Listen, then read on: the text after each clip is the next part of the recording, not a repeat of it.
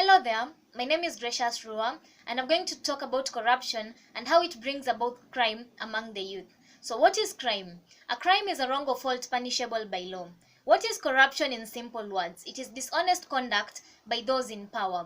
Have you ever asked yourself why we keep on singing the same song about youth crime day in, day out? I'll start by telling you a story about a time that you were traveling back home from my grandma's place. And as a typical African family, you know the two front seats belong to your dad and your mom.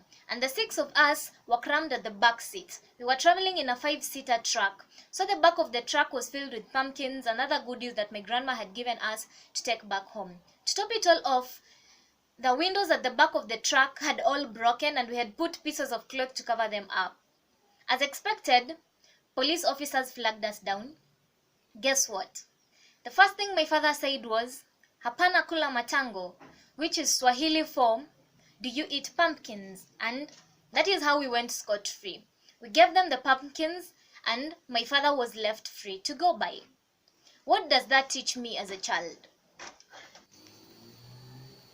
Such images grace our televisions every day, and we always blame it on the youth for being ill-mannered or for using drugs. But is this the real reason why they commit crime?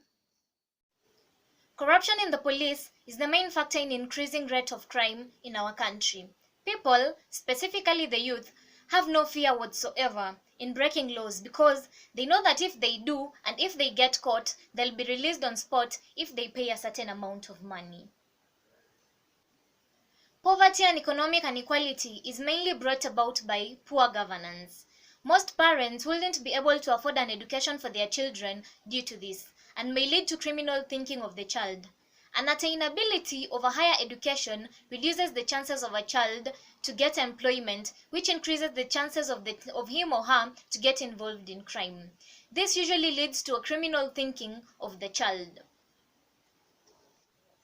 Lack of not putting up measures to curb the entry of illegal drugs at our country's borders is one thing that causes huge and high crime rates among the youth in our country. A drug-addicted person, more so a youth, cannot work and hence cannot finance their drug expenses and thereby end up stealing to sell to the markets.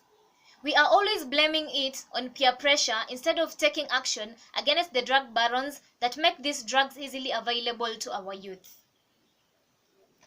But for now, all we can hope for is that maybe, just maybe, for once we will elect the best leaders and address the challenges of money in politics, leadership, and integrity. Otherwise, we will just have to get used to crime as a part of our everyday life. Thank you.